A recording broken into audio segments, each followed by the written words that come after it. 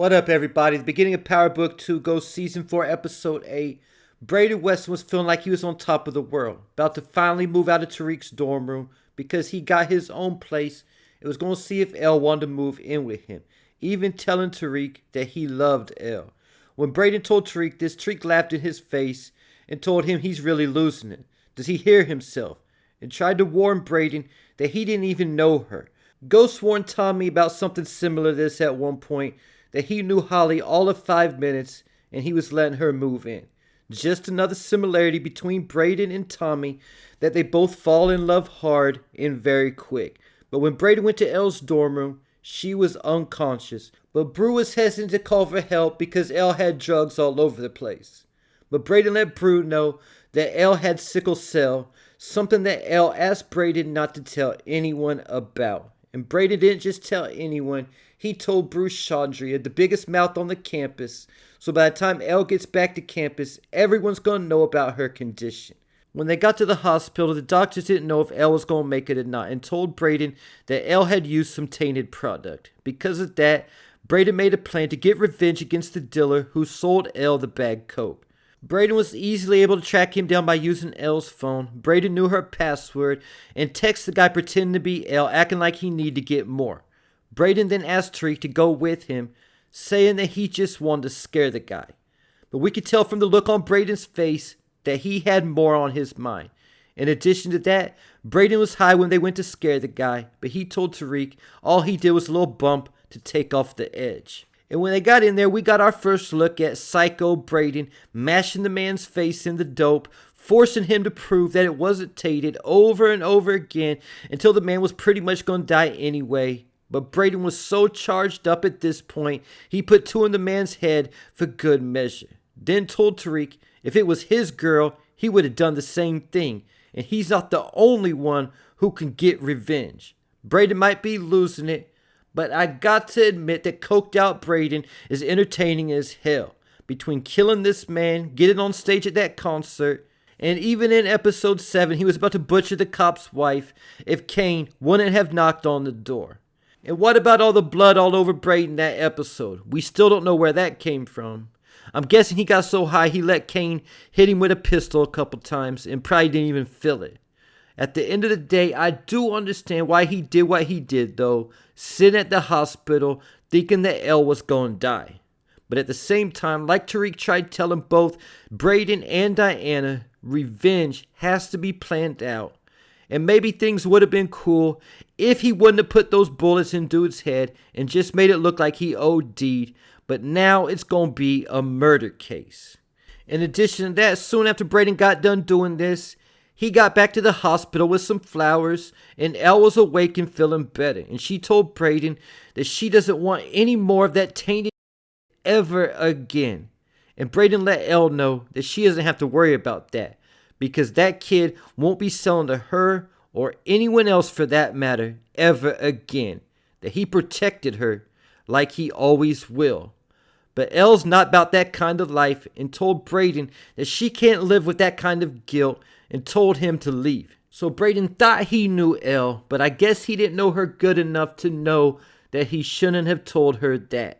Also keep in mind that Tariq tried to warn Brayden about running his mouth to Elle, saying that she could snitch and blow their whole shit up. And this was just about the drug business. He was supposed to take that kill to the grave. So now Elle's going to snitch on Brayden and let the cops know that Brayden killed that man. And all the evidence they need is in her phone.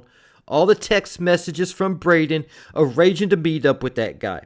And it's likely even if Elle doesn't turn to the cops, they will question her anyway, again, because of those phone records arranging to meet up at the same time that the guy was killed. Brayden also brought the phone with him to meet up with the guy, so there should also be some kind of record of him being in that area through the phone as well. So even if Elle wasn't trying to snitch, she will likely be forced to, because they're going to know that it wasn't her who met up with the guy because she has an alibi, she was in the hospital. But they could always say that they're going to charge her with accessory if she doesn't snitch. But I don't even think it's going to come down to that. I don't think she's going to waste any time, and that's probably why Brayden isn't in the episode 9 trailer, because he might get arrested as soon as the episode starts. But if anything, as sensitive as Elle is, if she wasn't trying to snitch, once they show her the pictures and explain how the man was executed, she would guarantee tell on Brayden because she'll see him as a monster. Brayden and Tariq also took the fire escape stairs out the man's apartment, so they could also get his fingerprints off that as well. And because of that, there's also a chance that Tariq could potentially go down for this as well as an accomplice. And everybody gave Brayden props when he saved Tariq in season 2 when he took the stand and admitted to being the campus drug dealer. But at the same time, he was given immunity in that case, so he could have went up there and said anything and still walked away free. It's going to be a whole different ballgame when he's staring a first-degree murder case in the face. And there's also the fact that once Brayden gets booked, they're then going to have his fingerprints. And there's a chance that his prints will tie back to his Uncle Lucas's crime scene. So Brayden might actually be looking at 2 murder cases, and one of them practically being a no-win. And this could potentially bring someone like District Prosecutor Jenny Sullivan back into the picture, and we know she would likely offer Brayden Whitsec if he flipped on Tariq and the Tejadas and also gave up Noma. Because if they're able to pick back up that Lucas case, she could potentially try to bring that RICO case from season 3 back into play, saying that Brayden killed Lucas to protect the drug business because Lucas was about to snitch. And they got the phone call right before Lucas was killed, telling them to look into Crash Coin. Also, the man that Brayden just killed had drugs all over the place, so they could potentially say that murder was tied to the drug business as well. So now we're going to see what Brayden's really made of. If he's willing to do life in prison to protect Tariq and the Tejadas, like Tony Teresi was willing to do life for the mob. Or will he snitch for a sweet deal and Whitsec? Another factor that could definitely come into play is that Brayden is now a borderline addict. And in the drug business, ideally, you don't want to do business with someone getting high off their own supply, because if they do get arrested and are facing time, they are more likely to talk. And I know this is an extreme example, but look at Sam the Basshead from Raising Kanan. He couldn't stay in a jail cell for 1 minute without losing it and trying to snitch the first chance he got. And Gianni Paulo, who plays Brayden, said on the Crew Has It podcast, when they were filming season 4, he had to do a monologue that was initially supposed to be an audio recording, but he ended up having to do it in front of a bunch of people.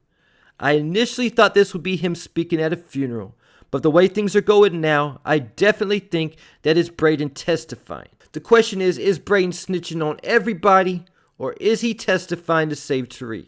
Because there's also a chance that he might have to take the stand and take full responsibility for killing that man in case they try to tie Tariq into this case because he was also there. So I think it's more likely that he'll take the stand and plead guilty and say he acted alone, but with everything he's going to be facing, we can't rule out that he won't snitch either. Either though I do think this is how it will play out, there's also a couple scenarios where he wouldn't get locked up. And that is first and foremost, Brayden kills Elle before she's able to snitch to the police. Or Brayden tells Tariq what he told Elle, and Tariq kills Elle before she can snitch. Or Brayden finds out that Elle snitched, possibly she'll call him or something like that before he gets arrested, and tells him that she snitched on him, and Brayden goes on to run. Possibly he fakes his death, something like what Tommy did in season 1. And there you have it. Leave your thoughts, theories, and predictions in the comments.